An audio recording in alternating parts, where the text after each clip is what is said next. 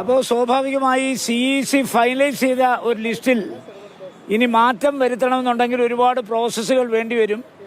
അപ്പോൾ സ്വാഭാവികമായി കേരളത്തിലെ നേതാക്കന്മാർ ഇവിടെ തിരിച്ചു വരികയോ അല്ലെങ്കിൽ അവരുടെ കൺസെൻറ്റ് മേടിക്കുകയോ ഒക്കെ ചെയ്യേണ്ടി വരും. അപ്പോൾ അതിനുള്ള സാധ്യത വളരെ കാലത്തെ പാരമ്പര്യമുള്ള ഒരാളെന്ന നിലയ്ക്ക് അതിനുള്ള സാധ്യത ഞാൻ കാണുന്നില്ല. ഇനിയിപ്പോൾ രാഷ്ട്രീയം സാധ്യതകളുടെ ഒരു കലയായതുകൊണ്ട് എന്തും എപ്പോൾ വേണമെങ്കിലും സംഭവിക്കാം. പക്ഷേ എന്തെങ്കിലും സംഭവിക്കുമെന്ന് ഞാൻ കരുതുന്നില്ല. ഇപ്പോൾ ഓരോ ചാനലുകൾ ഓരോ വാർത്തകൾ കൊടുക്കുന്നുണ്ട്. ആ വാർത്തകളൊക്കെ വെറും അഭ്യൂഹം മാത്രമാണെന്നാണ് ഞാൻ വിശ്വസിക്കുന്നത്. കാരണം ഈ അഭ്യൂഹം എന്ന് പറയുന്നത് കെ സുധാകരന്റെ സ്ഥാനാർത്ഥിത്വമാണ്. അല്ല, ഞാൻ പറഞ്ഞത് CEC പാസ്സാക്കിയ ലിസ്റ്റ് ഞങ്ങൾ ആരും കണ്ടിട്ടില്ലല്ലോ.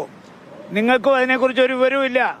അപ്പോൾ സ്വാഭാവികമായി CEC ഒരു ലിസ്റ്റ് പാസ്സാക്കി ആ യോഗത്തിൽ പങ്കെടുത്ത ആളുകൾ കേരളത്തിലേക്ക് മടങ്ങിപ്പോയതിനു ശേഷം ആ ലിസ്റ്റ് റിവോക്ക് ചെയ്യണമെങ്കിലോ റീഓപ്പൺ ചെയ്യണമെങ്കിലോ അവരുടെയും കൂടെ ഒരു പെർമിഷൻ വേണ്ടി വരില്ലേ?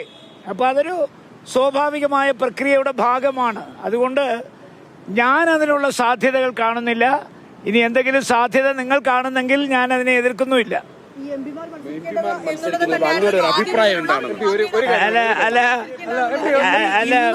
ഒറ്റക്കാര്യം ഇന്നും കെ സുധാകരനുമായി അടുത്ത വൃത്തങ്ങൾ പറഞ്ഞത് വാർത്താ സമ്മേളനം നടത്തും, പാർട്ടി വിടും, ഒരുപക്ഷെ ഒരു സ്വതന്ത്ര പാർട്ടി രൂപീകരിക്കും, ഇങ്ങനെയുള്ള പല കാര്യങ്ങളും അദ്ദേഹവുമായി അടുപ്പമുള്ള വൃത്തങ്ങൾ പറഞ്ഞിരുന്നു മാധ്യമങ്ങളോട്. ഇത് നുണയല്ല, ഇത് ഞങ്ങൾ ഉണ്ടാക്കിയ വാർത്തയല്ലേ? അല്ലല്ല, ഞാൻ പറഞ്ഞല്ലോ ഇതിനകത്തൊക്കെ അന്തിമമായ തീരുമാനമെടുക്കേണ്ടത് കോൺഗ്രസ് ഹൈക്കമാൻഡാണ്. കോൺഗ്രസിൻ്റെ പരമോന്നതനായ നേതാവെന്ന് പറയുന്ന കോൺഗ്രസ് പ്രസിഡന്റാണ്. അദ്ദേഹത്തിൻ്റെ മുമ്പിലിരിക്കുന്ന ഒരു വിഷയത്തെക്കുറിച്ച് എന്തെങ്കിലും ആധികാരിക പറയാൻ ഞാൻ ആളല്ല.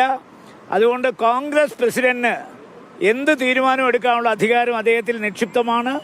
ആ അധികാരം അദ്ദേഹം എങ്ങനെ വിനിയോഗിക്കുമെന്ന് അദ്ദേഹത്തിന്റെ മനസ്സ് പെനട്രേറ്റ് ചെയ്ത് കണ്ടുപിടിക്കുന്ന വിദ്യയൊന്നും എന്റെ കയ്യിലില്ല. ബാലകൃഷ്ണൻ പെരിയ താങ്കൾക്കെതിരെ